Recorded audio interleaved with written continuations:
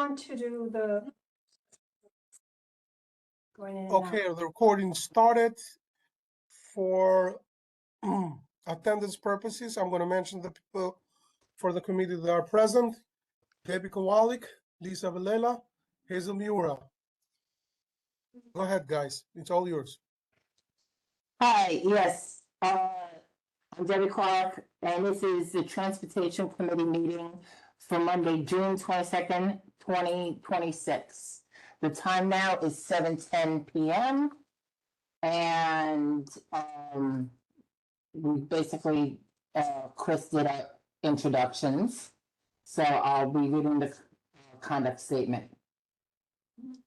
Community Board 11 meeting must be held in a professional and hostile-free environment.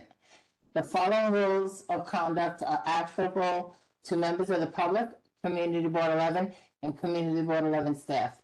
Any action or behavior that disrupts, interferes with Community Board 11 business will not be tolerated during any Community Board 11 meeting and may result in the individuals being asked to leave. If the action or behavior continues, this may be considered disturbing the peace, and the appropriate authorities may be summoned.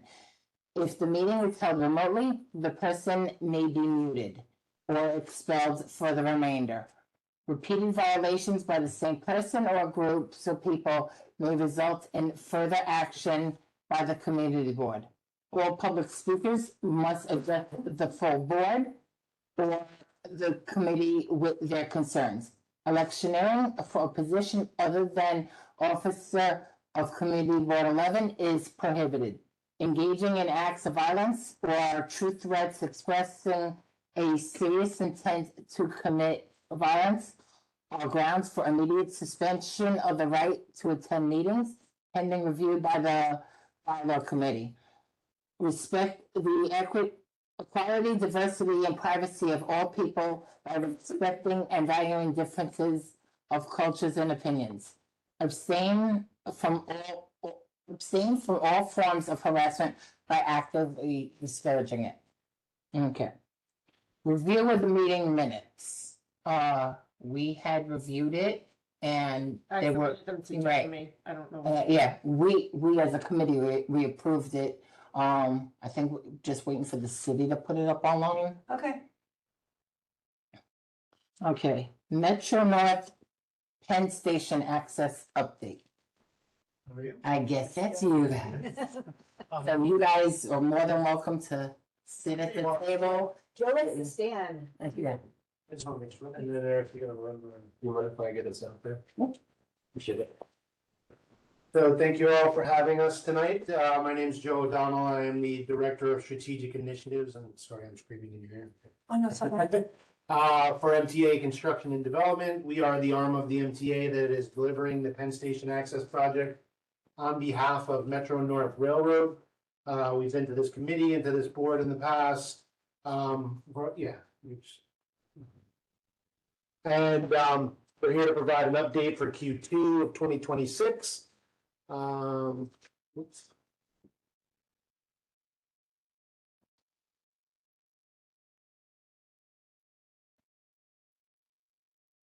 Which one is something? Become a president, something else. Oh, it could just be scroll, sorry. How do we get out of there? Go over to the picture and just click. No. Yeah. Really sensitive. Yes. So it was flying right off. Never flying through it.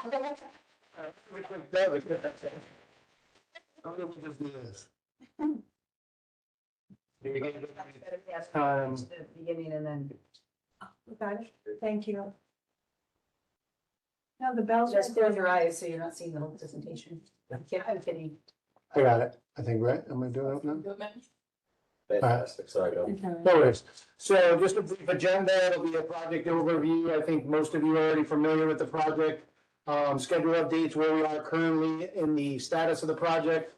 Progress, community engagement, and other ways that you can get more information about the project.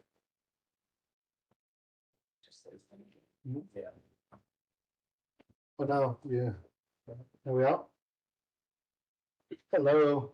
So what is the Penn Station Access Project? For those of you who may not be aware, it is essentially the reciprocal service of the East Side Access Project that brought Long Island Railroad service into Grand Central Terminal. So now with those slots that are freed up at Penn Station, we're gonna be bringing Metro North service into Penn Station and the West Side Central Business District. It creates a one-seat ride from the Bronx into Manhattan's West Side Central Business District, as well as creating reverse commuting opportunities from New York City out into the Bronx and points north up into Westchester and Connecticut. In the process, we're going to be creating 4 new ADA stations here, accessible stations here in the Bronx. This is going to be an additional transit option for the residents of the Bronx. We're going to be creating new stations at Co-op City, Morris Park, Parkchester, Van Ness, and Hunts Point.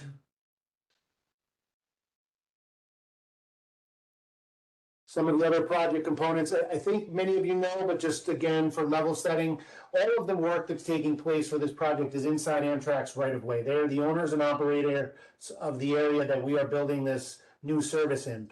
Metro North currently traverses through the area in some locations, but we're going to be bringing the new service into Penn Station via the Hellgate line. So in the process of upgrading this area to accommodate our new service with new track, new power, new communication systems, we're also going to be upgrading a whole host of Amtrak's infrastructure as well to bring that to a state of good repair and extend the useful life by approximately 50 years. So all of that amounts to 19 miles of track work, 4 new interlockings. Interlockings are how we change trains from one track to another. 1 reconfigured interlocking, 4 new substations. Substations are what deliver the power to the catenary systems that then power the trains.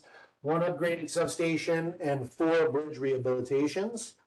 We're also going to be doing a whole host of sustainability improvements here, most importantly of which is a new drainage infrastructure. This is a very low-lying area of the system, prone to flooding, and so we're doing all new drainage throughout the alignment here. And then we'll be expanding the New Rochelle Yard, and that will help us lay up trains and take trains out of service if there's an issue in New Rochelle to accommodate or help accommodate this new service. When we came to you last time, we talked about some of our complications or challenges in working with Amtrak to get this work done. As I say, they are the owners and operators of this alignment or this right of way. So we need their permission to go on site. We need their permission to do the work. We need their permission of our plans to do the work. We need them to have physical Amtrak bodies that are looking over our shoulder while we do the work. That is proven to be challenging because we all do things differently. We have this contract is a design build contract where we brought the design to approximately 30%, and then we went out to the contracting community and asked them to bring all of their innovation and expertise in doing projects like this all over the world to help us do this project more quickly, efficiently, and safely. Amtrak does not subscribe or currently utilize design and build, so they have a tougher time accepting that third-party influence into the conversation. They're getting better at it. In the subsequent slides, I'll show you some ways they're getting better at it. But they also have not proven to have all of the bandwidth or the bodies needed in order to do that oversight and that over-the-shoulder review that they're requiring of us. So that's held us up in a lot of ways. We've actually had crews show up for work, get out to the site, and have to send them home because we don't have Amtrak oversight for them to do their work. So that's not conducive to efficient execution.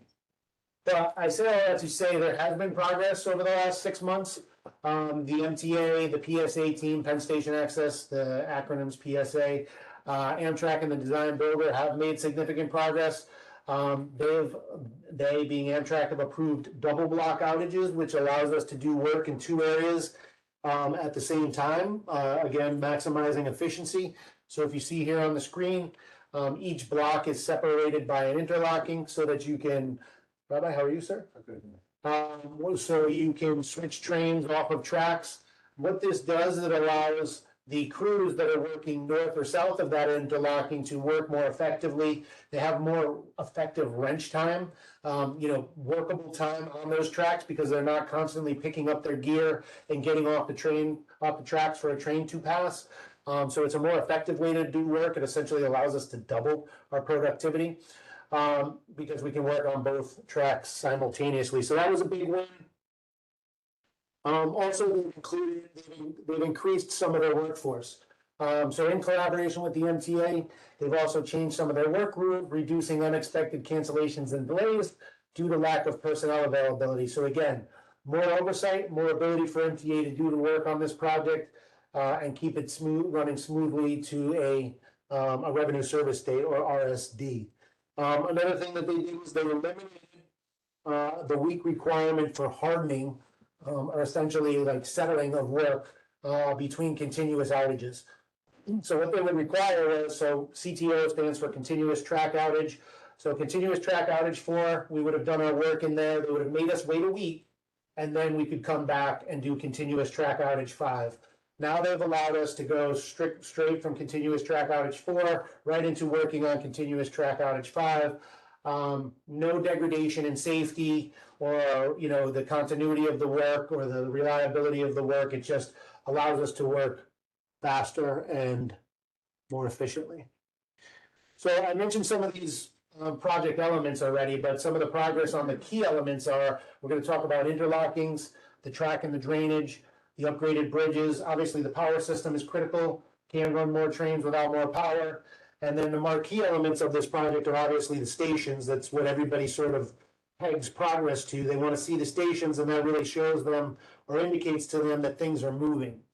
With regard to the interlockings, Leggett interlocking was super critical to us. It is the southernmost interlocking along the alignment. So that allowed us to move trains off the tracks that we were working on much, much earlier. So that was that element of safety. We commissioned that in 2025, July of 2025, so just about a year ago. And that allows us to extend single track outages so that our crews can do more significant work up and downstream. And then Bronx interlocking, which is located near the Pelham Lane Bridge. Work on that interlocking coincided with the installation of new bridge spans. Track 1 and track 2 switches have been installed, so a lot of work there.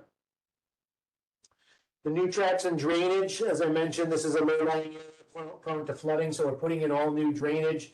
So there's going to be catchment areas, manholes, drainage pipe. The track work near Parkchester and Van Nest, 100% of the track 1 is complete, and that's 5,200 linear feet of track. Approximately 45% of track 3 have been complete, is complete. That's 2,200, a little over 2,200 linear feet of track. And that new drainage system that I talked about.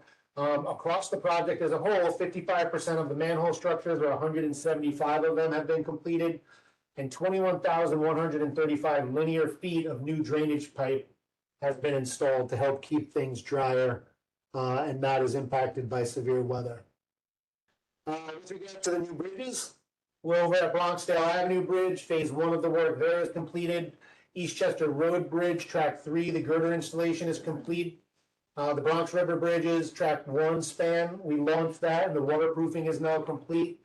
And then over at Pelham Lane, all bridge structure work is complete, and then the grading and landscaping work is complete. You can see on the lower left-hand side there, the Pelham Lane River Bridge, everything's, well, it looks great like today, and it wasn't even, that's not even a today picture, that's an older picture, but it's apropos for the weather we're experiencing outside.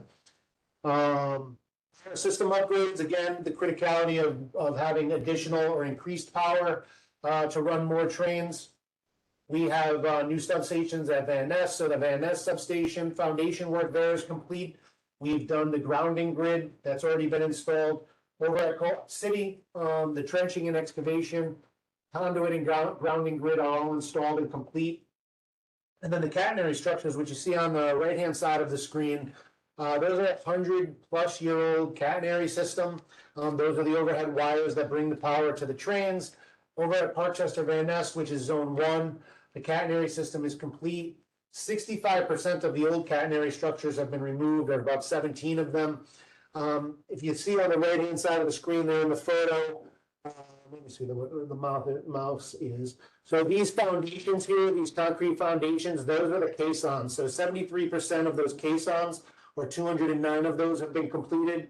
These are the columns, obviously, extending vertically. 59% of that work has been completed. And the cantilevers are these cross sections which help bring the wires across that the trains connect to. 45% of those portals or cantilevers have been completed. So a lot of progress on the power as well. And then to the fun stuff, or at least the marquee elements of the stations. We're at Hunts Point, the north entrance, which is what's right above on the left-hand side. The retaining walls are in. You can see that concrete retaining wall running the length of the orange construction fencing there. So that installation is complete. The entrance foundation is complete. That's behind the formwork that's all boxed out in wood there. On the right-hand side of the screen, you have the Morris Park north entrance. And that's the station foundation is complete there. You can see the rebar coming up out of the foundation. The utility walls and roof are also installed. Hunts Point South, underground utilities and foundation installation is complete and steel fabrication is pending. Over on Morris Park South, below grade utilities and foundation installation is complete, and we expect to get to the steel installation by this summer, which is technically now, as of Saturday, I believe. Today's the first full day. Is it? Yeah. So it was Sunday. That was messed up because of the long weekend. So over at Parkchester Van Ness at the main entrance, we have entrance steel installed. This one is the most furthest along and really looking like a station. So the entrance steel is installed. The precast concrete stair installation is complete. So the stairs on either side of the entryway there that you see, those were prefabricated or built, in a mold off-site and then trucked here and then put in place with a crane. The CMU block wall, which is just a fancy way of saying cinder block, it's concrete masonry units. That's what CMU stands for. That wall installation is 90% complete. The metal decking installation is 90% complete. The Center Island platform foundation, those are all complete. And the Union Porter Road entrance foundations are complete. On the right-hand side of the screen, you see Co-op City's east and west entrance. The drainage and electrical utilities and foundation installation is complete. The foundation, again, being that concrete slab you may be familiar with from basements and things like that.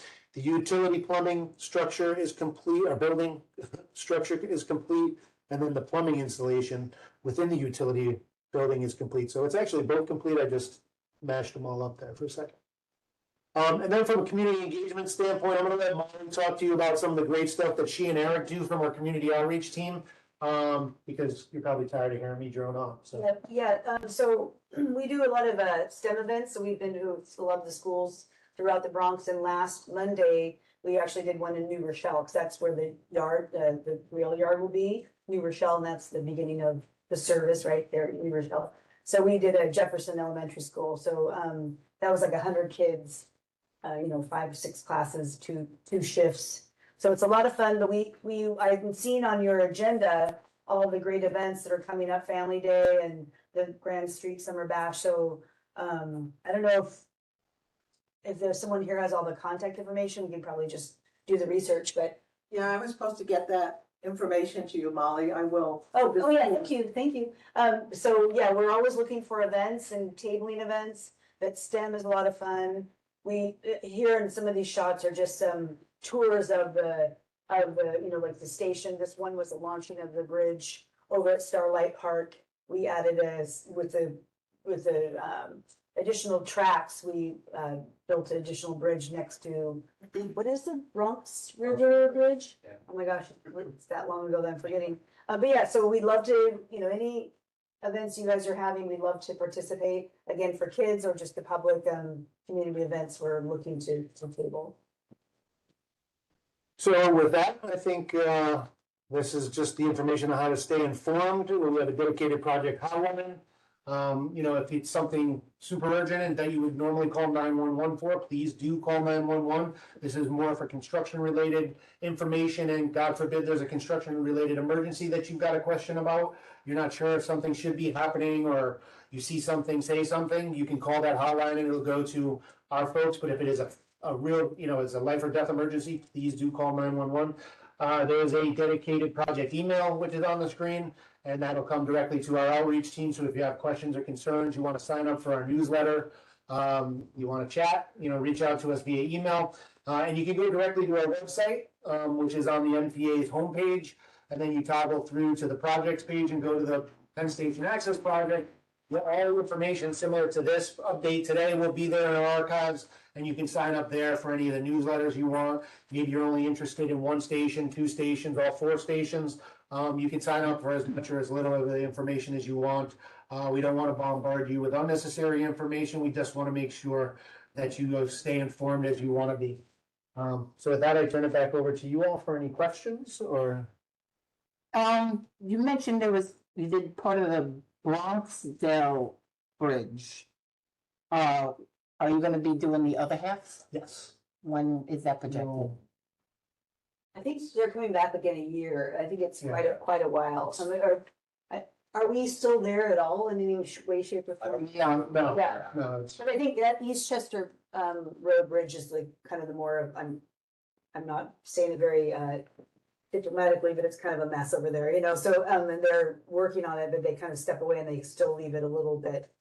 It's just, that's a tight bridge, and if you guys. yeah, I drive my school bus under that every day. This is enough SUV when I'm driving for the project and I can't. No, I'm saying I drive the Bronxdale one, yeah, I see half is shiny new. Yes. Very cool. well, in order to make sure that we're not negatively impacting service and also the traffic below, because we need to shut down lanes, we keep one open. You know, so we have to alternate sides and do it one side at a time. Oh, yeah, today I made the sad wrong choice of going under the Eastchester Road Bridge and. Yeah, that's. Yeah. not pretty. Oh, check this out. No. Thank God I was on the good side. I would not have that, They're working been there happy now, to yeah. the other side. Pelham, you said Pelham Lane Bridge. Is that the one that you showed the picture in the golf course? Yeah. Yeah, Okay, it's in Starlight Park. and, No, no, It's a Plum Bay Golf Club. Oh, Red Rock, Yeah, split. Red Rock, yeah. Wait, yeah. okay. Also- And And where exactly is this New Rochelle yard? I know you mentioned the Jefferson Elementary School, but I don't know New Rochelle, so. have you ever been driving off on the New Rochelle, at the New Rochelle's train station? It's To just the north, like about a mile. Okay. Okay. There's a yard there now, we're presently, it's not gonna be a brand new yard, we're gonna upgrade and expand the existing one, so. It is there now if you're familiar with the area. Yeah, because to me, that really doesn't look like a yard compared to No. like the 6 train. Yes. Yeah, it won't be that, yeah, add all that. big, Okay. yeah. Debbie, do you have anything else? No. Okay, I have two questions. One is, you stated that the CTO, that they had made you wait a week. Why did they make you wait a week? Is it a So- safety issue? Well, no, it's one of their sort of, again, trying to be politically correct as I characterize this, their antiquated policies and procedures. Okay. So it's just the way they've always done things. What's the reasoning for their wait time? Again, they just want to make sure that, you know, there is no issue. They don't necessarily have all of the personnel or didn't have all of the personnel to be looking over our shoulder as we did the work. So then that afforded them extra time to go out and take a look. Now that we've been able to increase the personnel or the bodies, the force account is what it's called. They are available to oversee that work and follow and watch that work so that they can progress from one to the next. And can you assure that that's not creating a safety issue by not having them wait? Yeah, I mean, so again, our Wait safety time people, would be that they are checking the work to make sure it's safe. And if they're taking that week away and you're just doing the work and then you can move on to the next without that wait time for them to check on it, right. is that So reducing safety? if it's an element of work that needs to have, like, so for instance, using concrete as an example, concrete needs to cure over a period of time. You can't rush that. It needs. Like that's the CTO. No, that's, Okay. it's irrespective of the CTO. Okay. But what I'm saying is the work that they're allowing to advance without the week Mm-hmm, is not stuff that is time specific. okay. Just Yeah, curious. the concrete thing was a different acronym. Safety issue, but now they're taking it away, so I just want to make sure that's not a safety issue. And, in this plan, do you have any parking? We do not. There's no parking for any of the stations. No, and you know, I know it comes up at a lot of these meetings. It does, So the budget of this project is specific to the service and the stations. We're a transportation organization, right, Okay. by an agency. And it's a federally funded project. We were given money for specific uses. Does not preclude us from working with other folks or from there being parking at some later date. It's just not included in the budget of this project. We've had conversations, our transit oriented development team or TOD team has had conversations with folks, River Bay Corp over in, Co-op. Morris Park, Simone Developer. Yeah, so they're having conversations about that, about, collaborating with folks or how they can work together on things. But it's not part of the budget of this. This is just to deliver the service and the stations. So, I mean, you're the MTA of, through the whole Amtrak? Yeah. Okay, so when they built those garages in Stanford, how did that come about then? Because, like, that was like freaking miraculous. I mean, I watched them build it, but it was like Legos and stuff like that. But that's basically what we need. We need a parking structure. So how did that conversation come about to be building? Is Brad on? Because Brad was, so one of our deputy project executives, Brad Node, was gonna join this evening, and coincidentally enough, he's a lifer at MNR Metro North Railroad, so he probably would have known that, how that garage got built and through what mechanism, but I'll find out. And Yeah, but for example, like Simone Developers, they see Morris Park Station coming in Montefiore on the north side. Anyway, they see the need and they have two garages. They're I anticipating. saw that. They're making them bigger and better and I think, as you said, well, I don't know, Parkchester Van Nest, I know there are developers over there, they kind of eyeing, like, what can we do? Not necessarily Hunts Point, but Co-op Co-op City, as well, yeah. yeah. So there are some. So that's I'm curious where co-op would build. Well, there's one that's existing that's just further down. Is that the river? Bay? Yeah, but that's that's Garage 8. That's, Oh, you you can't- know the garage, yeah. I grew up on co-op. That's my playground. Yeah, yeah.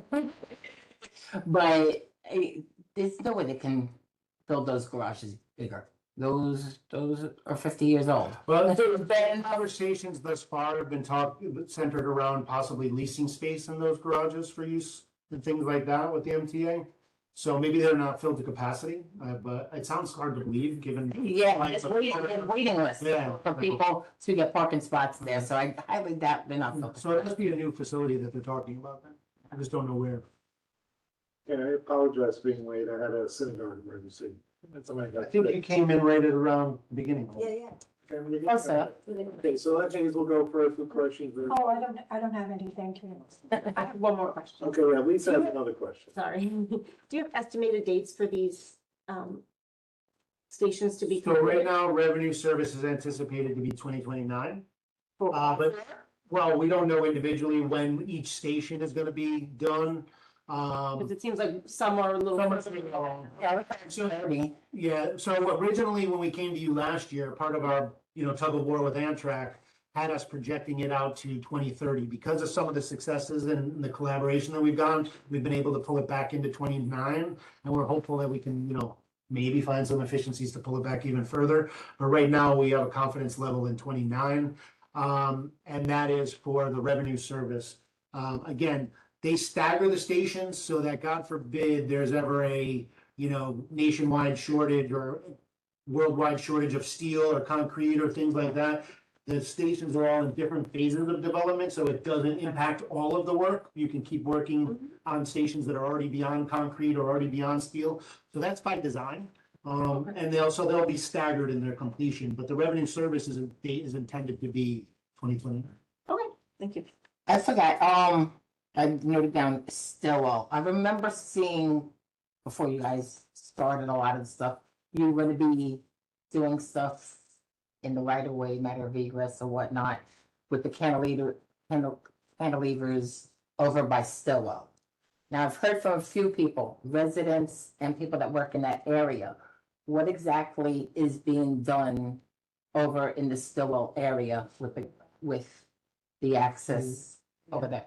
Oh, so that's, right now, I believe isn't that Amtrak work that's going on right now? But we're also gonna be, so that is the access point for the crews to get onto the right of way. Oh, yeah. So that's the gate that they use for the trucks and the equipment to come in over on Stillwell? No, I'm sorry, let me take it back a step. Okay. I'm referring to the Stillwell, not the industrial Stillwell. I'm referring to Stillwell by, United Cerebral Palsy / Adapt. The train runs Yeah. right over there. This area? Yes. Yeah, Yeah. yeah, so we are trucking out materials and bringing in materials through that roadway past UCP. And then out, back out to, what's the main road out there? Pump over. Yeah. Yeah. So, Yeah. but that, it's an access point to bring stuff in and out. Yeah. It's, yeah. Okay. Because I forgot there's 2 Stillwells. Okay, before we go to our wonderful people out there on the screens, so again, I came last, so I'm gonna ask the questions last. Okay, so some of this, and thanks for coming, great presentation. Okay. This is doing things over again. Has there been a solution when a train comes into Morris Park, that the train is packed? And people are gonna say, what am I gonna take this train for? Everybody from New Rochelle has a seat, this guy has a seat, and I'm gonna stand. I'll bunch them all together. That's the best. Next one is security at the station. You're building beautiful, beautiful stations. God bless you all. But graffiti artists love to go graffiti on new stuff. It gives them a better kick that, it's on new stuff. Is that gonna be an MTA police type of duty, or is that gonna be NYPD police?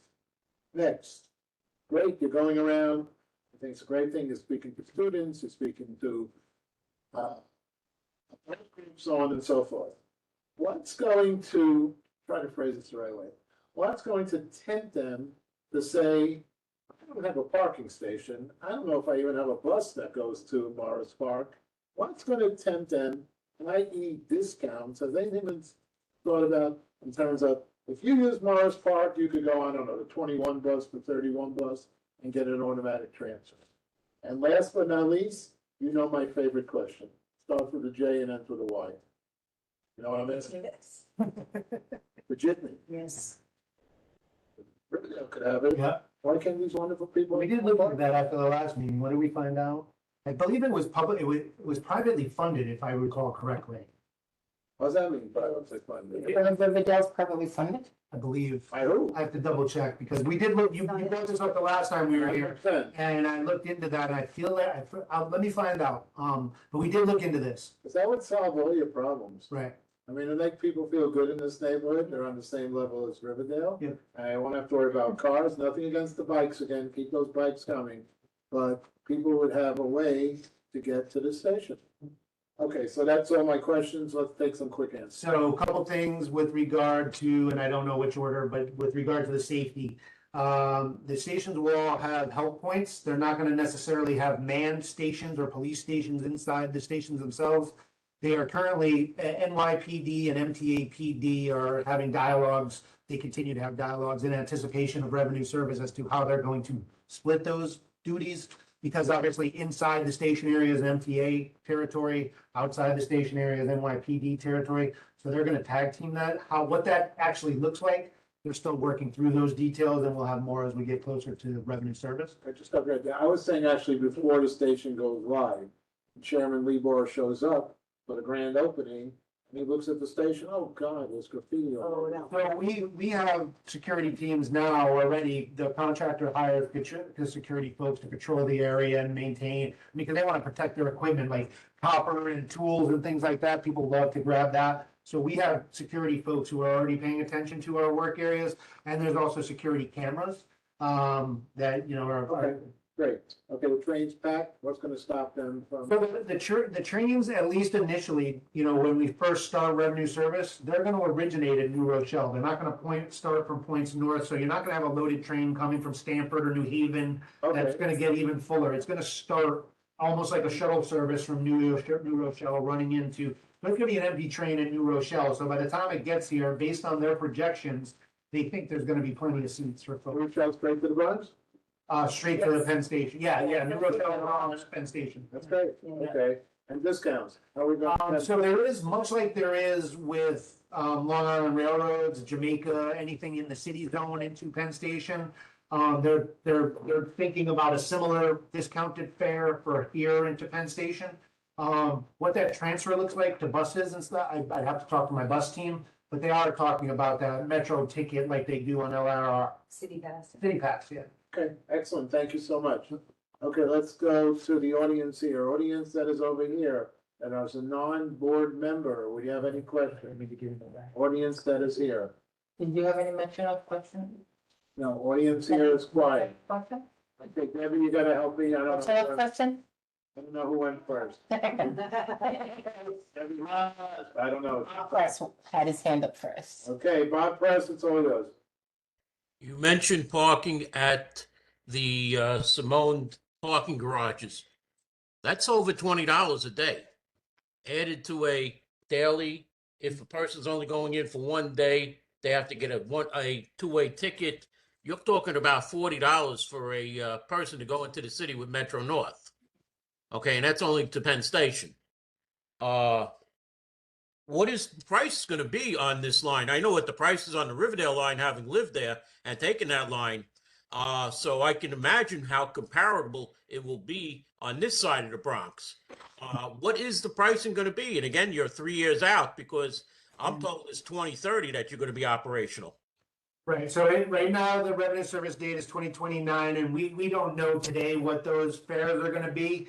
They'll be, commensurate to the economy at the time. I mean, whatever the fare, it's not gonna be different fare here other than that city ticket that we mentioned, a discounted in city ticket.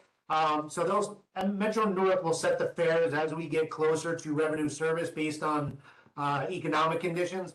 And I don't want to really get into parking too much, only because those conversations are very preliminary. I didn't mean to suggest, or Molly didn't mean to suggest, that the conversations with Simone are specific to this particular station and this service, just that they are having those conversations. I mean, just to give you a point of reference, I use a public parking garage daily for my Long Island Railroad, and I live halfway out onto the island, so not even close to the city.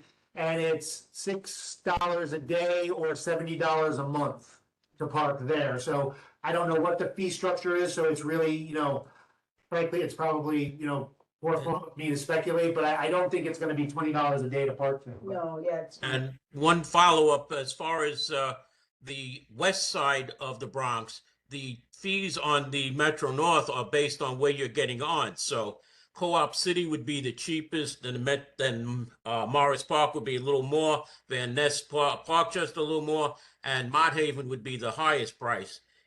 Pardon me, the other way around. Pardon me if I'm mistaken. Mott Haven would be the cheapest, Van Ness Park just would be a little more, Morris Park would be more, and then the highest price would come from Co-op City. Am I correct on that? Well, yeah, you're correct in your presumption of there's a zone structure that they use to dictate the ticket prices. I don't know if, for instance, Parkchester, Van Ness, and Morris Park would be in the same zone and therefore the same price, Hunts Point being an outlier and Co-op City being an outlier. So I wouldn't really be able to speak educatedly on that. I can try to get more information on how they plan to break that up, but it still wouldn't give you necessarily dollars and cents because we're a bit too far out at this point. Well, I won't be using it because I can't walk to the station and I won't have a jitney like I had in Riverdale. Thank you. Thank you. Okay. Okay. Go ahead. Okay, you have a question and Metro North related? Yes, good evening. I had trouble initially with the audio. So you folks are from the MTA or Metro North? I'm from Metro, I'm from the MTA, and my colleagues here are consultants of ours on the Penn Station Access Project. Oh, okay, great. All right, so yeah, Robert addressed some of my issues on the parking. So provided that Simone is not available or an option for some people, I live behind Einstein. One question I have is, where exactly is the train station going to be located? Can you give me like a street name? Yeah, so the train station is gonna be on Bassett Ave, the public and the private side. There's the two Bassett Aves, one outside the Marriott there and Right. one on the other side on the Einstein Montefiore side. Okay, yeah, because people here, like in my region, in Indian Village, a lot of my neighbors drive. They own vehicles and they're concerned that people going to use the train there are going to use like as it is, we have people from Jacoby and Einstein taking up our parking spaces here. I don't drive here, but I'm getting complaints from neighbors about that. And if you're going to have additional people trying to park here early in the morning, it's just, it's going to make things very difficult. So at least now I have a little something I can bring back to them in terms of information. And I apologize, I have bronchitis. Excuse me. So about 2 weeks ago, I was on my way to work. I work in the Stillwell area and stuff. And I saw a young woman when I was coming from work, about 12-ish in the day. And she had these flyers and she was knocking on doors and putting flyers in mailboxes. And she claimed to be from the MTA. I can't show you the flyer because I don't have video access with WebEx and this phone. And it was about the upcoming, like, using the Stillwell area to do your staging and all kinds of stuff. And I had to encourage her to go further into the blocks and knock on doors, but she didn't have any idea basically what was going on or how to explain anything. So I don't really know where she came from and why no one gave her the information she would need if she's knocking on doors to speak to Right. people. Yeah, let me see who that was. I mean, we obviously, Molly and Eric are from our consultant team, and there's another person, Caitlin McGee, who's with our Melissa Johnson's Associates, who's another consultant of ours. So I don't know if this was a junior person who was just sort of out doing grunt work, dropping off flyers, but she really should have been, or they should have been a bit more educated as to what they were delivering information on, because you might imagine that if you're going to be handing out information and actually come in contact with a human being as you're going to hand those flyers out, they're going to have questions. So that's a great point of context, and I appreciate you bringing that up. Yeah, I had to explain to her how how the neighborhood is actually configured and stuff like that. I don't know how you send somebody to a region and they don't understand. But the flyer did speak to, excuse me, starting the work, bringing in the equipment and stuff on. I think it said the 16th. And when I went to work the Wednesday, yeah, it was my last day of work, was last Wednesday. I did hear noises unaccustomed to what I would normally hear in the neighborhood. So I figured you guys had already started bringing in your equipment. Pardon me. Thank you. You're welcome. Pardon me. Take one step back to Press's question. When you do that pricing, are you gonna look at Fordham Road and Botanical Gardens and see what their price is? Because take somebody a lot of these people are gonna be in the middle, Yeah. two stations. And they're gonna say, why should I go to Morris Park when I could go to Botanical Gardens where there is a parking garage, or I think it's still there, and it's cheaper. So do you, maybe it's not the question for you. We're on the construction side of things, but they do consider those things. That similarly, when they do the bus, networking and things like that, they take into consideration the volume of traffic that they anticipate is going to switch. Not only transfer from one service to another, but who's going to give up using an older service or a different service to go use the new service. So they do a lot of modeling and projections for that to help set not only the volume of ridership, but what the cost will be. Because indirectly, believe it or not, you could save a traffic problem in this neighborhood. We have Allerton Avenue in the morning, you can't go from one end to the other end because cars are going to park at Botanical Gardens. We got people Pelham Parkway dropping people off at the station at Fordham Road. If this thing works, you guys might all be heroes and heroines that you serve. It'll help, let's put it. Certainly will help. Yeah. Okay, any other questions from the board? Is clean, over here is clean. Again, the Eastchester Road Bridge, are you actually replacing Eastchester Road Bridge? Steel and everything, yeah. Okay, That's completely. why it looks so pretty. It really does, it does look nice, the new tracks, new steel grid. Are you able to send this presentation to Jeremy? Yeah. Oh, great. Okay, Just as a, no other questions anywhere? What happened? that presentation or version of this that was presented last week is already online on our website, and we will send it around to Jerry. Okay. Okay, great, thanks. I'm sorry, I got one thing. What could go wrong on this date? In June 2026, what could go wrong from everything you presented? Last time what could go wrong was Amtrak, Yeah. and I think you've done a great job. Yeah, Amtrak thank you. this time around. What could go wrong now? You know, I think they're trying to take into consideration all of those things that could go wrong when they come to this 2029 date. Because again, we're trying to bring it back in even earlier or sooner. But obviously, you know, we've seen, you know, some stuff that's going on the world stage that's impacted, you know, between tariffs and wars and different things, commodities and supply chain. So you know, there are things outside of our control that could impact things, but it would really be, I don't have a crystal ball, Rabbi. Question, I like Yeah. that question. But on our side, we're confident with the 29 date, it's just the stuff outside of our control. What was the earliest date you ever had for this? I believe originally 2027, when it was first announced back in 2020. Yeah, 2027, Yeah. that's right. Yeah. That's not- Okay, so fans up floating back. It's 25 when it was announced in No. 2018. Maybe, yeah, when it was. Oh, I see. Yes, Bernadette, go ahead. Okay, you mentioned, Rabbi, you mentioned about graffiti, et cetera. I just want to bring up it's something that Van Ness deals with the MTA wall. We have major issues, the MTA wall that goes from Garfield Street. And, we even tried to, you know, beautify it, et cetera, and we got a big no from MTA. We can't we were even gonna get it funded, put a mural on there, et cetera.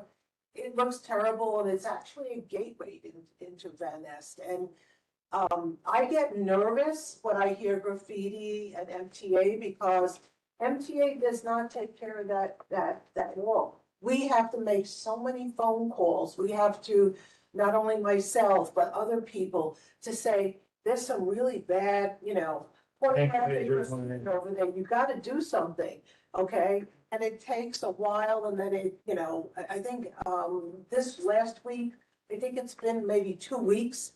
And it's finally, there hasn't been tagged, and I shouldn't even say it in a public forum, they're probably listening and say, oh, we gotta go back. But in the past, they're, you know, there's so much that can be done and we wanna help beautify that. And the MTA, like, you know, to put cameras there to make it less of a public issue, Sure. they don't want cameras there. To do pathway lighting, et cetera, we would even wanna put, you know, the tree guards. No. It needs to be beautified, but the graffiti is something that's, you know. Just out of for curiosity, who were you speaking to at the MTA on that? I'm just curious as to. And you know what, because it's just off the top of my head, I can get you the Yeah. person, it's in one of the emails, et cetera. Okay. Just, I would like to find out what the pushback is there, you know, especially, yeah. yeah, but you know, because we want to beautify that area, but graffiti is an issue, like with all this stuff. Yeah, right here. This wall was actually commissioned. That was $1,000. Yeah. $1,000. That's okay, this wall was commissioned. And And that thing got tagged within. if you can see under here, like the things that look like fishes, that was part of the commissioning. Yeah. And that was, And then, I think it was a month. And that got tagged. and, It's the overpass going into Rosedale. And that's MTA property? yeah, that's an Amtrak wall fence. Yeah. That's going over the tracks. So you Yeah. see, you can't even. So it may be Amtrak, that's why I was curious as to who you were speaking to from MTA. No, it's something different. I'm not talking about that, Debbie. I'm talking about the MTA wall that is on Morris Park Avenue. Between Garfield and 180th. Yeah, and 180th Street. Well, it's Adams. So, and it's, yeah, and we've been dealing with that since 2010. So, Yeah, okay, Bernadette, duly noted. Okay, any favorite words, MTA? Dismiss. Oh, you had a question, I can't.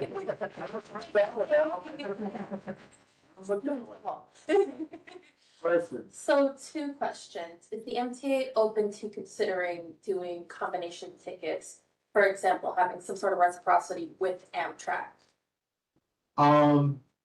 It's crazy. So I don't know if, I know it's not a solid answer. well, but so the thing about this is a lot of different systems, right? So I don't know, we cross on our fares from like Long Island Railroad to the subway system when there's issues along the railway. because it's all the MTA system. If there was a problem in Penn Station and I couldn't take some other, I don't know what other service I would take into New Jersey, but New Jersey Transit wasn't operating, I don't know I don't know how they would do it, but I can check into it, you know. May I give an example to emulate? So this is different transit system, Yeah. but the SEPTA system has a specific transfer over from the Amtrak. So if you are going into 30th Street, William Gray, you are able to utilize the regional rail for SEPTA to get to, I guess it's Suburban Station. Nice. And so there's that is one example of it. There are other things where it's like you can do like a discounted fare Yeah. or this or I that. gotta imagine, and again, I apologize because I don't work in that arena, we work on the construction side of things. That's what I I was gotta thinking. imagine, so there's an MTA away program, right, which, you know, incentivizes folks to go out east to the Hamptons and all this other stuff. Amtrak, if you're coming from Jersey or Point South and you take Amtrak into Penn Station, you can then seamlessly get onto Long Island Railroad and go out to, you know, be a tourist out on the east end of Long Island. So I would think that they've considered ways to overcome that obstacle or vertical, I didn't know a new word, but, let me check into that for you, but it's a great point, it's a great question. And then the second question, if you do happen to know, the intended service hours. So the Metro North tends to have shorter service hours than, for example, like the tube train. Right. Is there any intention to mirror the other systems or provide expanded access? So initially, there will be, you know, a limited service initially when you, until they sort of get their sea legs about them and they figure out, is this the proper amount of service to accommodate the need? And then they'll adjust the service accordingly.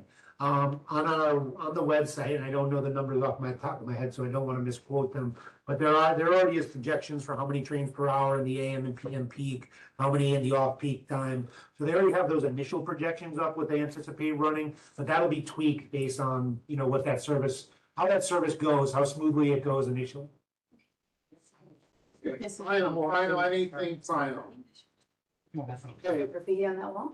Thank you all. Appreciate it. Thank you. thank you so much for coming, enjoy your dinner. Are you on vacation? You have it, right? Outside. Oh, I have it. Yes. Bible gets me 10, Yeah. 2029. Yeah, and I have my cabinet stuff, but that's a good list, so. And we can just figure out what I have, like someone tasked with, like trying to. Track one out. Yeah, I'm set. Thank you. Outside? Table over here, right? Huh? We'll sit at the table here. Yeah, MTA right there. Was that thing? I'm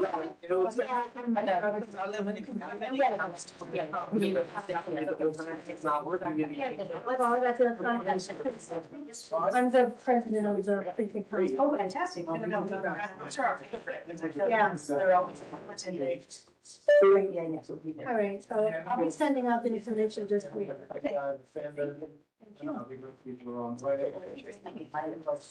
My concern is that Dan was down, he has a bigger, bumpier roles, you know what I mean, and leave it for somebody. And the guy that was before me, working now, and he's working on the date. Yeah. Joe Loda? No. After Joe Loda, The one before me. Tom Everett? He took that to the novel. Yeah. Have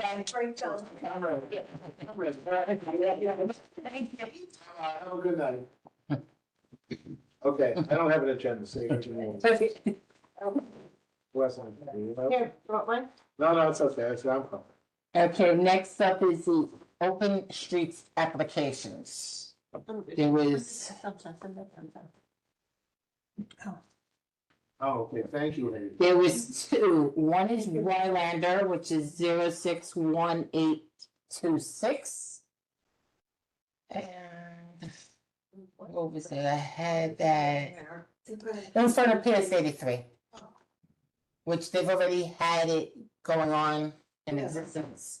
They're doing it for their next school year from September to December 31st. Okay, what's the 6/18/26 mean? That's when. I guess that's the date that the paperwork of this went through or something. Yeah, that's the date that the Okay. letter was sent to them. This has been, how many years, Debbie? 8 years, 10 years, 12 years? How many years? They did it just this past year because the school is getting, pointing and the outside work, and now I drove, cause I was like, wait a minute, all the scaffolding came down, but I saw their playground, the play yard area is all torn up, which is, then I was like, okay, now I remember DEP is doing that rain catching water Okay, project thing over there. So that's my assumption as to why that's torn up, but it's from September 10th to December 31st. And this is the letter from Darissa from DOT. but how does this affect Rylander Avenue people? It's in front of it's directly in front of the school, in front of the main building. And it's basically just during recess hours during the school days. It's below for Rylander person. 10 to 2. I can It tell you is. how it affects people. Right, You just have to go around. Yeah, I mean, And as a school bus driver, I can tell you. I think if you know that it's closed, you just know Life is not to good. go down those life is streets. good. Okay. Barker Avenue between Britain and Allenton. Okay, I don't have a hyperlink for that. I have to kind of recuse myself from this Barker Avenue Because? because it, Keep Pecker. yeah, because of Bronx Park East Community Association.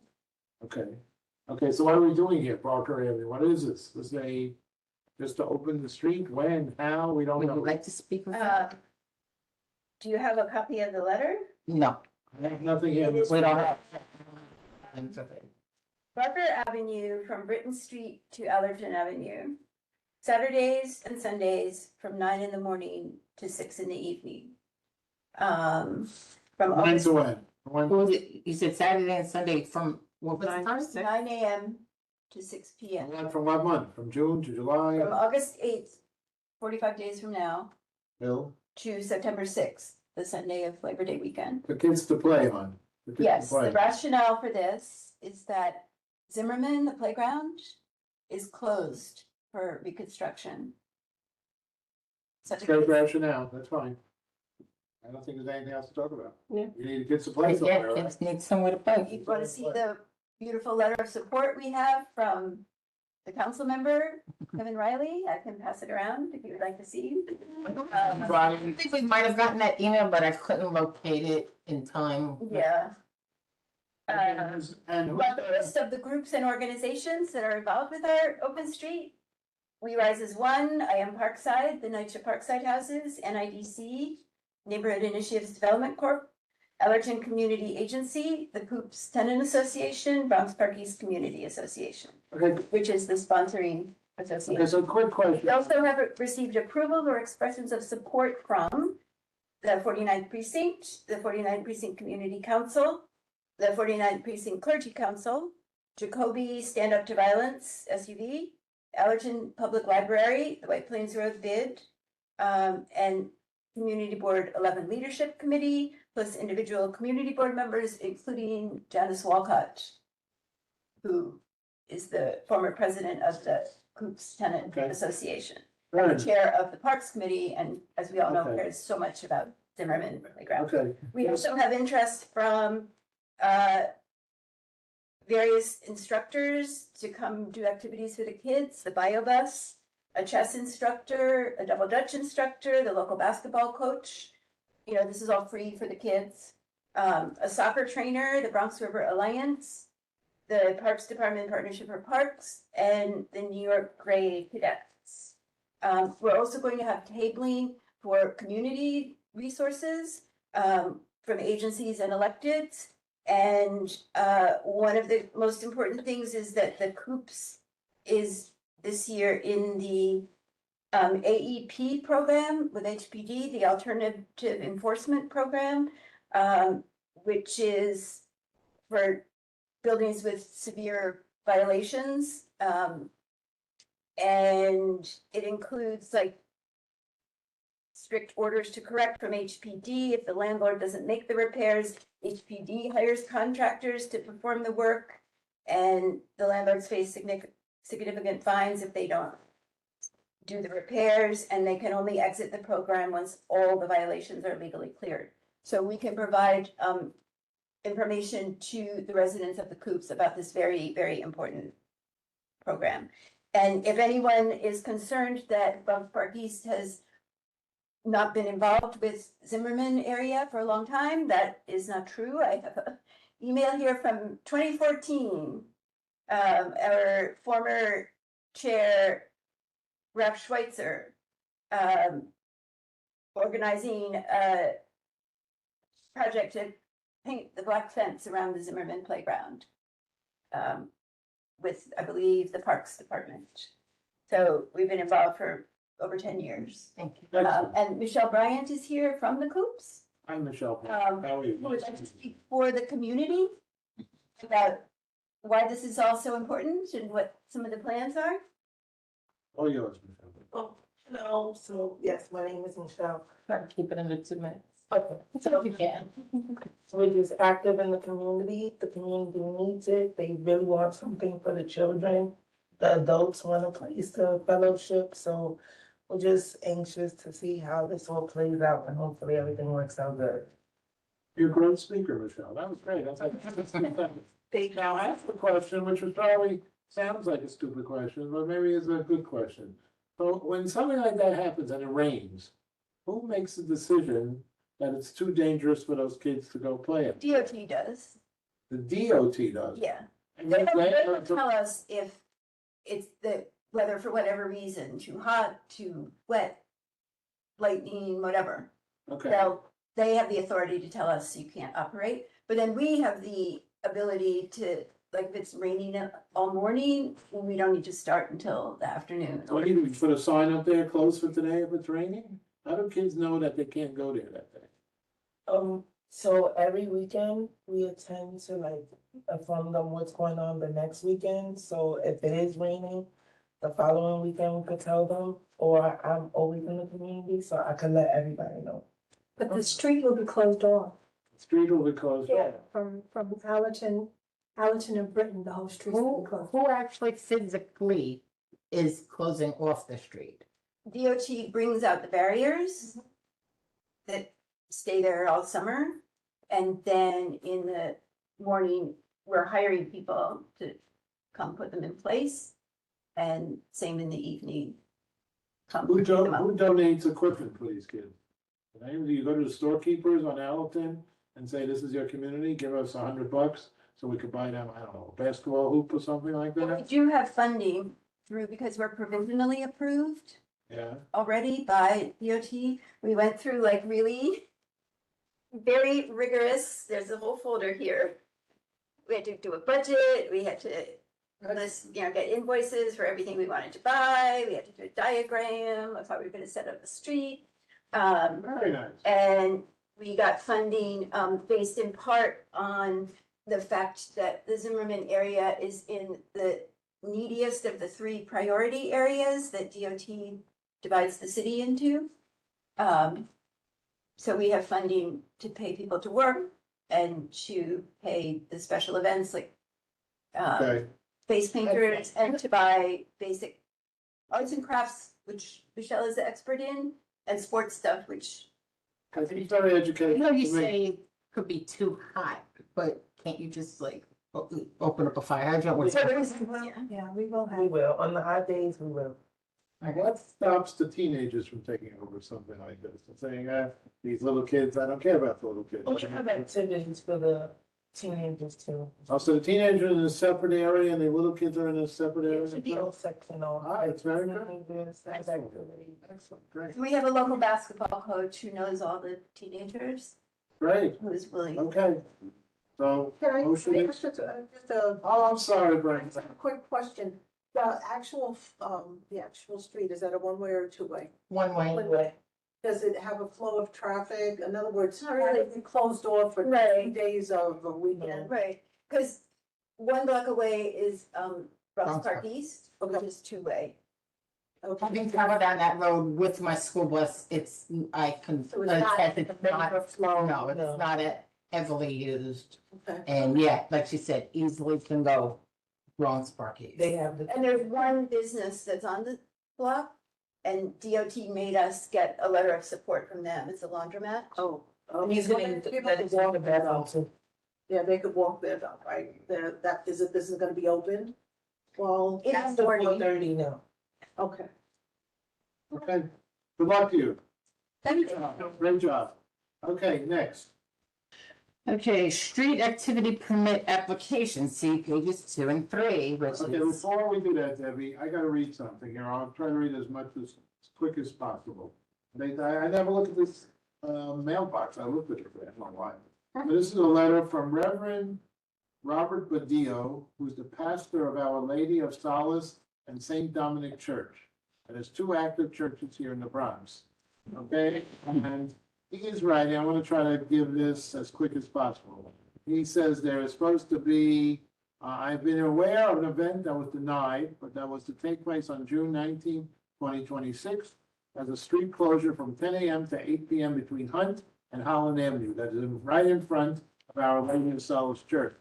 I've been made aware that it might be your schedules for June 27 or 28, which I don't see any. I see what, June 20. Right here, number 3, Okay, let's, okay. the Yemen, Yes. Where do you see that? Oh, I see number that. 3. Okay, now, so here, Happen. okay, this I'm gonna have to read. Please let me make myself very clear. We have a very large active daily worship congregation. Any kind of event with music, dancing, fireworks, speeches, and use of loudspeakers would intrude impiously on the church's worship service and be entirely disrespectful to the members of our congregation or members of this greater community. I ask that for such events, you find locations that are a reasonable distance from any house of worship. You are welcome to review our weekly bulletin for ongoing events at the church, which I have here if anyone wants to look at it. Also, please be mindful that our chapel is open to the public from 7 a.m. to 7 p.m. every day, so that members of the community can enter and pray silently. While I speak for Our Lady of Solace in this instance, I would hope that any event being requested that involves street closures and NYPD review the religious institution in the community that might be affected before issuing a permit for any such closure. I think that is really right, as a rabbi, as a human being, religious, not religious, put something in front of a church is wrong. So, given that, I'm looking now on the back page here. So you're telling me, Debbie, this is Yemeni Heritage Celebration. Yes, that's right. Okay, but now I've heard, according to, Bernadette said it did not happen. they're not happy. I know that happened. But I think they're still reviewing it and Paul, where Paul is, did Bell leave? Somebody tell me Bell, Paul is relocated to a, different precinct. yeah. So Hall is now by herself. Yeah. So I'm trying to get an answer from Hall if this is happening this Friday. I don't think it is, but we're gonna have to follow up on it. And I don't think we could vote on it if we pending this letter. I mean, they have the right to worship, but did they have it in the same area last year? No. No, Okay, Nothing. so, nothing was on board. okay, so we. And that's the other issue I have with the majority of this list. I don't know, except for the one that's named first annual, Yeah. I don't know what's new, what's It's old. been brought up before. And it's time and time and Alright. time again. Jeremy and his buddy tell us what's new and Yeah, old. Chris. Last year, The only one that is really imminent is the Caro is probably done already. That was the other day. I don't know why they put something on the list that's done already, but that's besides the point. Hello Summer is not done yet, so I don't know, is that a new one, old one? No, whole summer, It's Grace's. that's Grace's, we've done that before.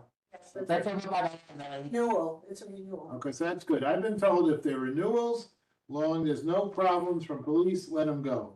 Okay, Poplar Street is 8 August, I'm not worried about that. Annual Baker Avenue, the first annual Baker Avenue, where is Baker Avenue? That's by me. That's I got it. I got, right, but yeah. I don't know about that. That's what they told me, they could have, just before this meeting.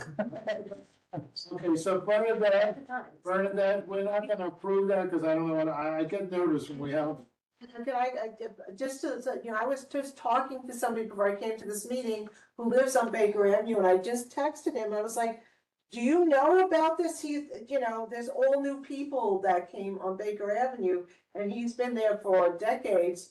So I'm trying to get an answer for him. I just would like to know who is the person are you? Hi.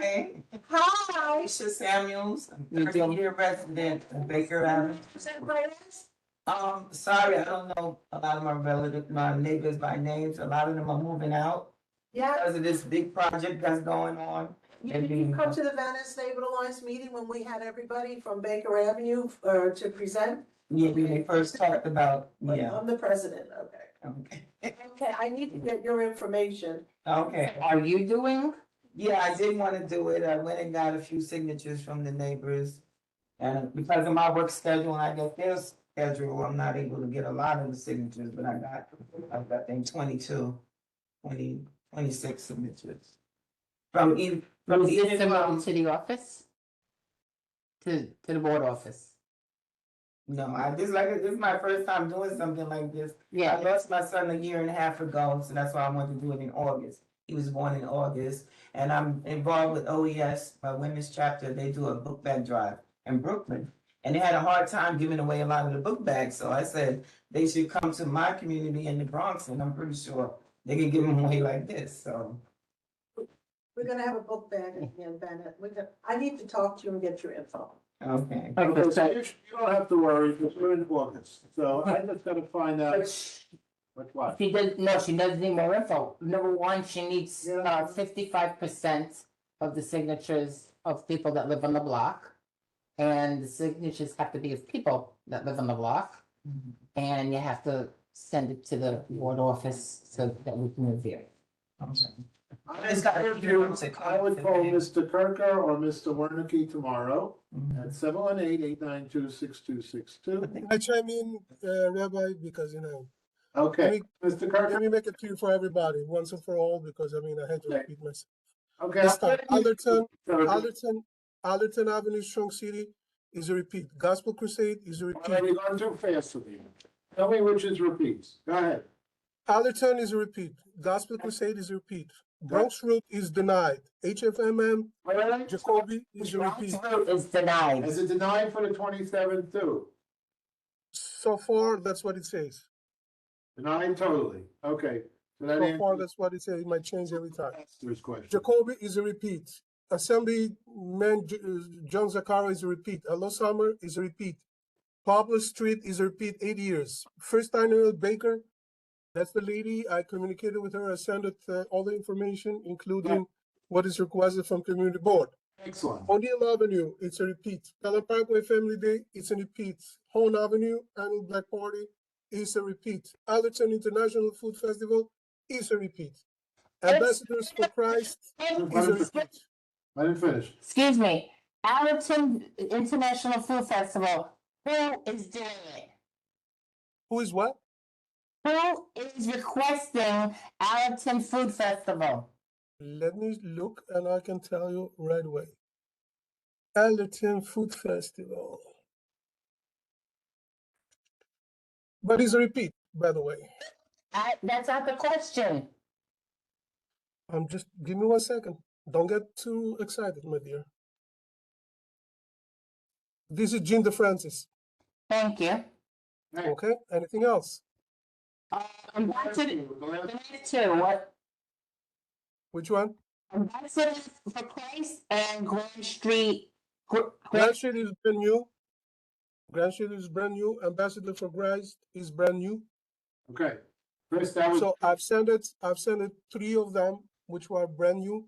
Sent it emails 3 times. And also with the information so far, only the lady that is present has responded to my email. And she's collecting the signatures. Okay, that's one. Okay, so that makes life easy over here. We got one denial. Everybody please listen. We have one denial. We got, I didn't count the repeats, the other one. 1, 2, 3, 4, We got 3 new guys. We got 3. 7, 8, 9, 10 repeats. Okay, we got 3 new guys, of which we do not have, do we meet in July? No. No, we don't. That's a bad. Helen Parker Center there, I'm assuming that's Bronx House, even though. Yes. Not, no, they can't. Yeah. That is Bronx House, even though it's on Astor, right? It's the Pelham Parkway houses. It's a Pelham Parkway houses, I'm told. Okay, so, okay, but it's a repeat, that's the, as long as it's a repeat, it's good. So we got 3 of these, Chris, that we need information on. So Chris, once you get the information on it, does Transportation Committee have to approve it? Or once you have the information, you guys could approve it and that's it? Because I don't have a meeting to speak about three types of functions. That depends if leadership meets up, why not? Because it might be extra new information that might come in. You gotta understand. Each and every day, Okay. we might get an extra one. So I cannot say how many can You be know, only 3. something's a repeat. I still think they should come some way from another, because like an example of Zaccaro's, yeah, it was a great atmosphere, great day there and whatnot. But what is one of the things that we tell everybody when they're having the street closures and having these things, that you have to have the 18 feet matter of egress for FDNY to get through. I was there. There was no way for a fire truck, if God forbid, fire truck ambulance to get through that block with the way that Debbie, we don't enforce that, Debbie. set up on each end. Okay. We don't enforce that. Yeah. SAPO, street activity permits, sometimes send some people over there to check it out. They Once were- they find it in violation, they'll deny it. I have a certain amount of belief in these people. They've been there. I hear what you're saying. And obviously what you saw was incorrect. And that is something that we could take to Zaccaro's office and say, yeah, we've been nice to you and we let you repeat, but no fire truck could go through that thing. And I It's to his face, but it's valid. But okay, I'm not gonna go through each repeat. When they've been good soldiers till now, I think we should have trust in them. Do you agree, Ms. Valella? Yes. Okay. Ms. Hazel and Ms. Debbie, hopefully you agree too. Okay, so we gotta deal with these 3 new. We're not gonna make any motions for any of these 3 new guys. Wait, I It's 2 now. So, Chris, we had requested that the Ambassadors for Christ and the Grand Street Summer Bash come to the meeting and they didn't show up? Is that what you were saying? Yes, that's correct. Okay, so Okay, so to me, that's a denial right there. They knew what their responsibilities were and they should have been here today. make a They motion. weren't. Make a motion. Chris, did they contact you at all? Nothing at all, exception with the lady that is present over there. She sent me an email. She's collecting all the signatures, whatever is requested from Community Board 11. It's on our website when it comes to bus street activities. Excellent, Chris. Yes, Ms. Ferrera. I had made mention to Debbie, the new ambassadors for Christ, they're new to Van Ness. They're like, I'd say 2 or 3 months. They're right on Unionport Road. And, they want to close Unionport between Van Ness and Mead Street. And to the left of them is the park, which makes me question, and it's not that wide of a street, and that it would spill into the park. And I don't, I mean, I think that the park manager should be made aware of it, because there's no delineators, there's nothing to separate. The block party from where the kids are playing. It's an extended park. It's kind of strange. So, that would have been talked about here if they were here tonight, to see how that they would have dealt with that. And I'd be questioning, I would also like to see their signatures, because I know everybody.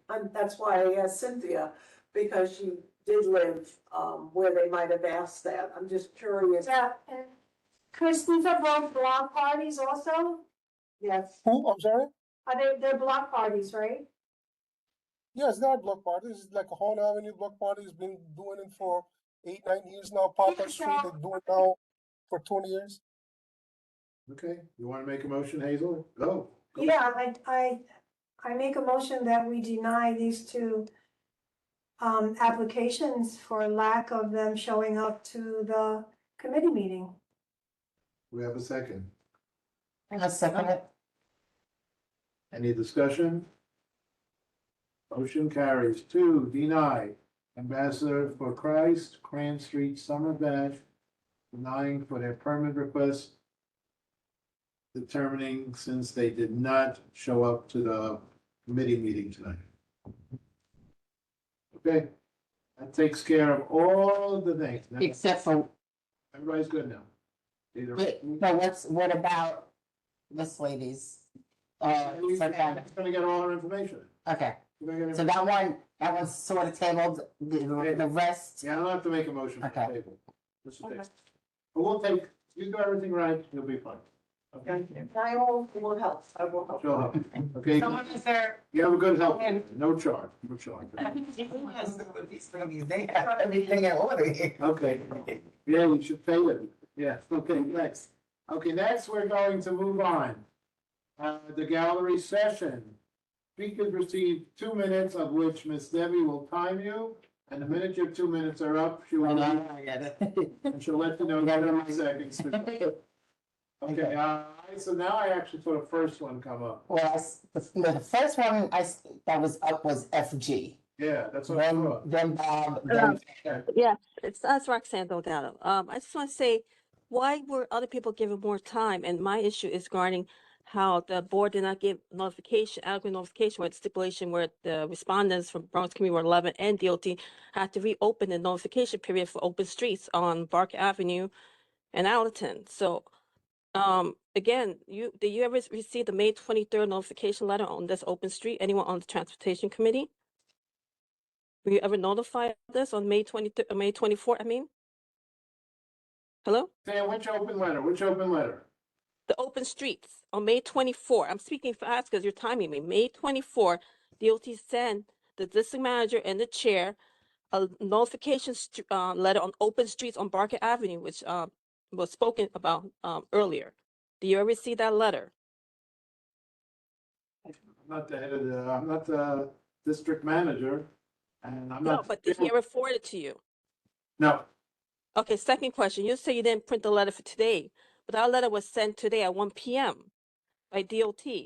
And it's reopening per stipulation that they have to reopen the notification period where people are actually given the time to comment on, and it's not about the merit, it's about people given the mandated time to comment. Because due process is protected by the 4th, 5th, and 14th amendments, where it prohibits absolute power over people regardless of their status or their demographics. So the reason why they had to reopen notification period was because the people were not notified. Now, you didn't look at the letter, but the letter was sent today at 1 p.m. So that means that the notification period started today, about 6 hours ago. And it will end in 45 days, which I think is August 5th, but they'll hold me to that. Or maybe August 3rd. August 11th. Huh? Sorry, what? Okay. No, because the date says August 8th, so it has to be August 5th that the 45 days ends. That's 45 days from today, which is the 22nd. I'm saying that, are you not going to allow the community to provide input on this, or are you going to just decide today? On the No, less they're than not gonna 6 decide hours. today. It's open. I'm sorry, They what? just put it up on the agenda, Ms. Delgado. It's I'm sorry, can you open for repeat what you're 45 saying? days. Can you speak slowly, please? I'm sorry. It's they mentioned it in the agenda, so it's the 45 days that it is open for input. They're not gonna vote Yes. tonight. What? They're not, They're or they will? No, they're not gonna vote tonight. But okay, thank you for explaining, but notification letter is not attached to the agenda. It was emailed to don't me know and other why. people, but it was, That and none of, I'm sorry. Right. I'm not sure why it wasn't attached, but And I overheard your board members just maybe an hour ago say that they did not see this letter. okay, let me check it out. I don't know why. And this is the issue we're having, not you, Mr. Kirka.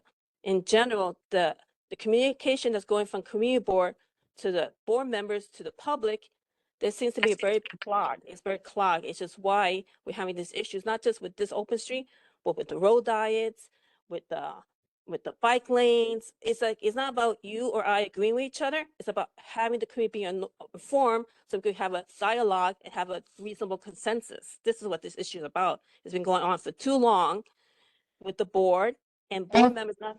I'm sorry, what? Thank you. Time's up. Thank you. Yeah, but you see how you cut me off? You let allow other people to talk, and that's the issue. You have a conflict of interest. that Ms. My Debbie takes. understanding was that the letter was sent to board members, but I will have to look into that further. I just got back from another meeting. Well, I appreciate that, but your district manager said that he sent it to transportation committee, but the rabbi just said that he's not aware of that. So this is an issue that should be investigated. The letter I'm referring to is the one dated May 24th. And Ms. Debbie Cat does have a conflict of interest, and she keeps shutting me down, and that's an issue. She allowed everyone to speak. Okay, I will, She shut me down. Roxanne, Yes. Roxanne, listening. I will touch base with the staff tomorrow with Jeremy, just to see if that was forwarded on or not, and maybe, emails may have not been read. I'll check. I will check for you. That should be very something checked to avoid this happening again. That's my course. point. I All right, don't and disagree. please speak to board member Debbie Kay to abide by the code of conduct. She's constantly interrupting, being very rude. Excuse me, Okay, Thank okay. you. Thank Thanks, you. Have a good Roxanne. night. Thanks, Good night. Roxanne. Oh, I'm muting me. Okay. Hold on, I have something today. I'm just reading emails today. It came in, Roxanne is 100% right. It came in at 1:44 today. I'm behind on emails. It is right here. It is from Jeremy, so please do not go after Jeremy. It is right here. I see Let's it talk now. about the May 24th letter. You say you did not receive, May 24th. I'll go back to May 24th to see if I see it. But I have a letter dated June 22nd that was sent to me to Jeremy at 1:24 today, 1:44. That was the second letter. The first one dated May 24th. Okay, I'll look for that. Thank you. Thank you. Robert Press? I have one question. Aren't motions supposed to be made after the gallery session, not before the gallery session that they voted on? Yes, you're correct. It is noted after it. So yeah, there was a little jump there. Because there's a couple of questions about the street activity permits. And if this board knows exactly when they have to be put in, because if it's more than one block, it has to be put in before 12/31 of the previous year. And this information here, like the rabbi said, is not enough information. And you shouldn't be doing them all at once. They should be done as they come in. That's it. Thank you, Bob. Okay. Hi, I have nothing to say on the previous discussions with Roxanne and Robert. Mine is solely and wholly a comment. I'm not of the Catholic faith, but it's just absolutely outrageous to me that people that reside in an area, no matter where they came from, but if an institution that is religious institution exists in an area, St. Dominic's has been there, what, close to 100 years? Do you not know what's around you? Do you not see what's around you? Why would you plan some kind of an activity when you're from a different religion outside of another religious institution's, where it stands? It just seems absolutely insane to me. Is there anyone that can reach out to that particular community and possibly explain to them that, things are done differently here? How they worship is their own whatever. Does anybody go doing street fairs outside of any of their mosques? Because maybe we should start doing that to send a clear message. It could have been an oversight, so let's not go there, Kay. It could have just been an oversight on their part. Oh, but I appreciate it. Yeah, but we will look into it, sweetheart. Thank you. Guys, just to keep you updated, I don't see it at all in the system when it comes to Yemeni roots. It's completely out of the system, meaning that they withdrew the request, the application. Okay, good. Who else? Anybody else up there on the board? I think. No. I did not see any more hands, so we can move Oh, on. Michael's right behind us. Oh, well, I'll just speak in support of the Barker Avenue open street, that's all. Thank you. Okay, the motion was made. Oh, wait, we got Christine Culpepper, our late hand. Go ahead, Christine, it's yours. Hello. Hi, good evening, everyone. Thank you for the opportunity to speak.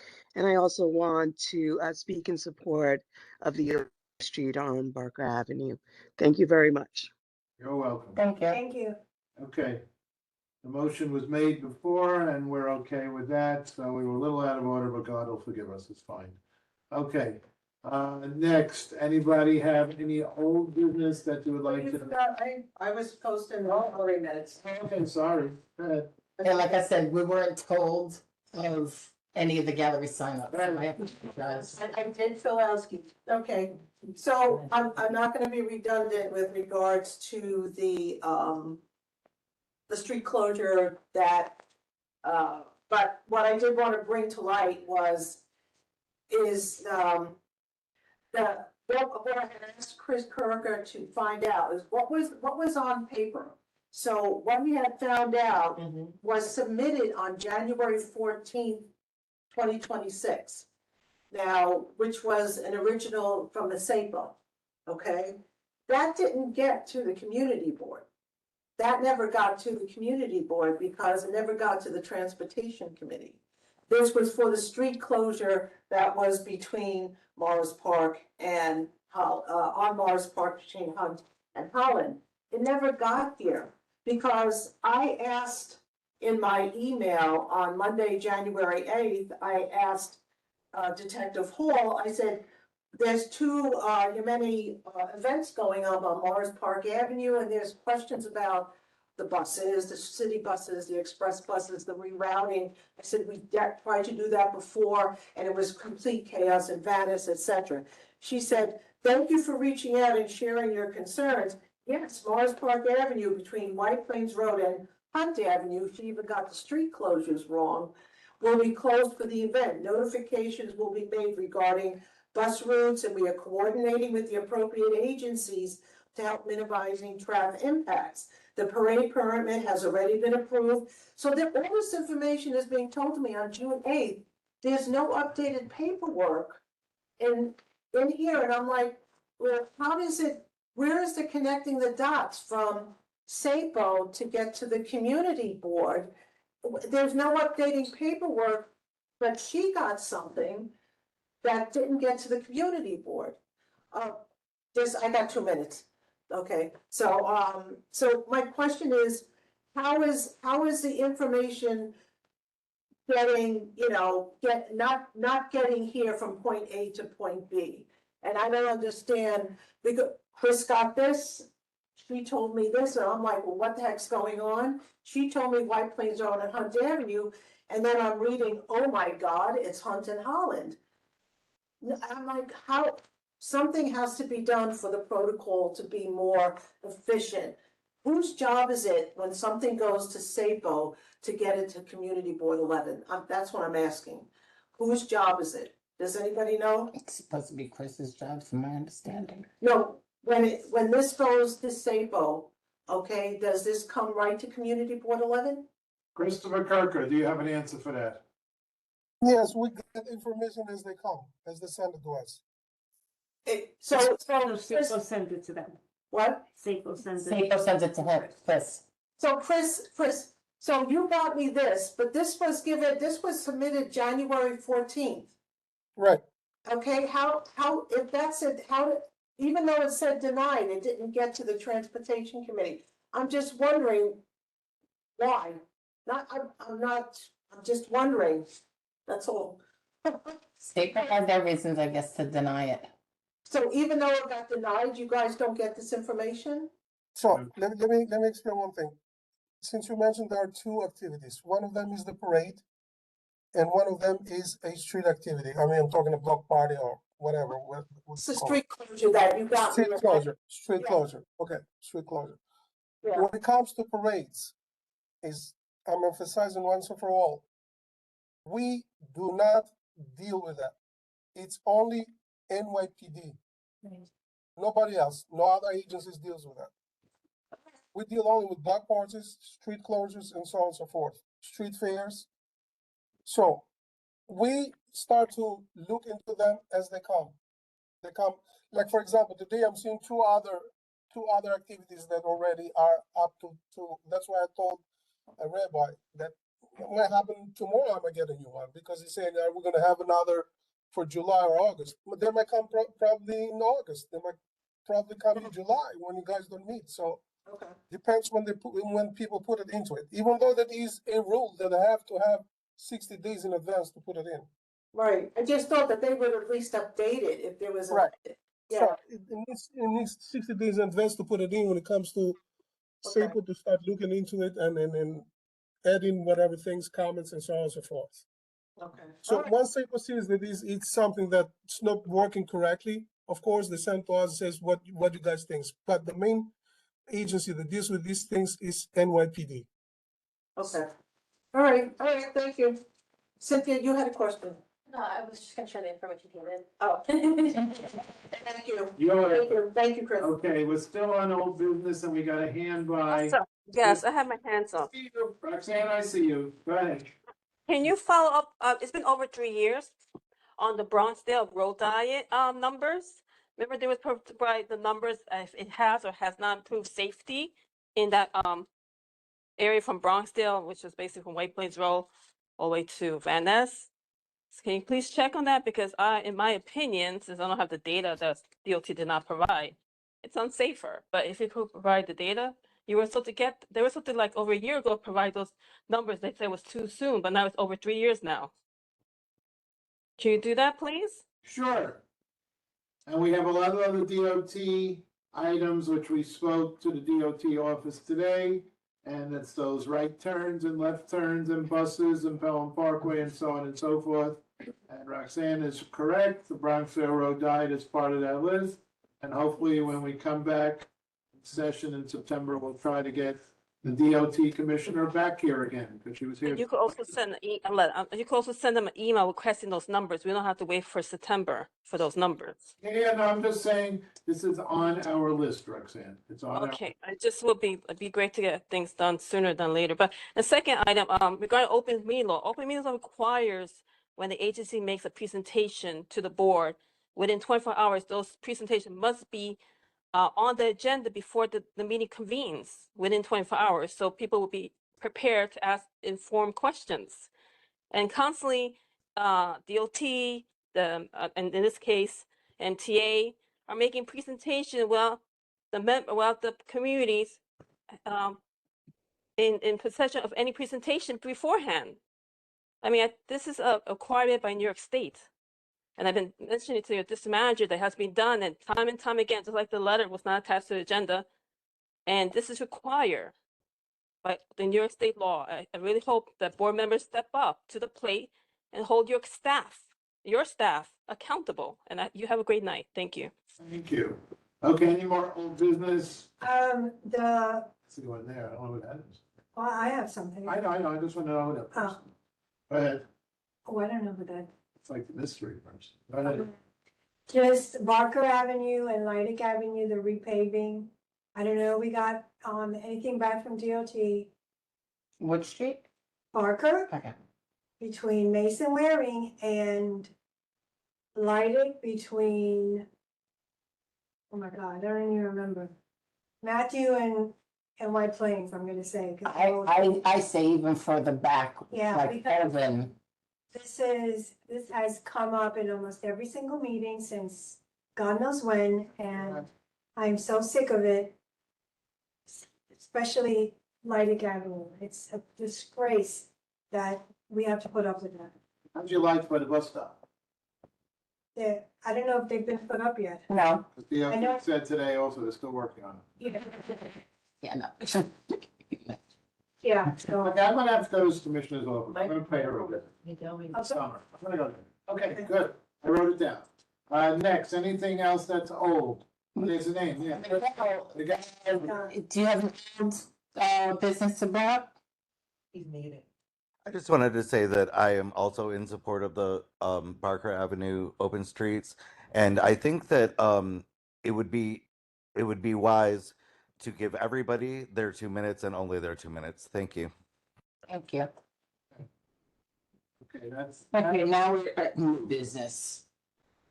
Yeah, new business. One of the one thing that was brought to my attention and I had observed also personally, it's a block away, let me see, did I say? Wait, where is it? Okay. Yeah, on Bogart Avenue. The street was co-named after Will Madonna. The Will Madonna sign has fallen. It fell a couple of months ago. We need to get that put back up. That I would assume is DOT, right? Yes. That is the northwest corner of, that's the northwest corner, but it's on Bogart Avenue. But it's right in front of 941 Morris Park Avenue, for the record. And we think it fell off and somebody. Well, I physically saw it hanging for about 2 weeks, and yeah, it eventually fell.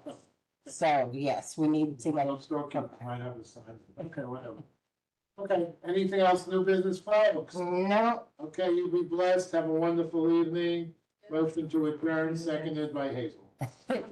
Night. Have a good summer, everyone. Have a good night, everybody. Thank you. Thank you.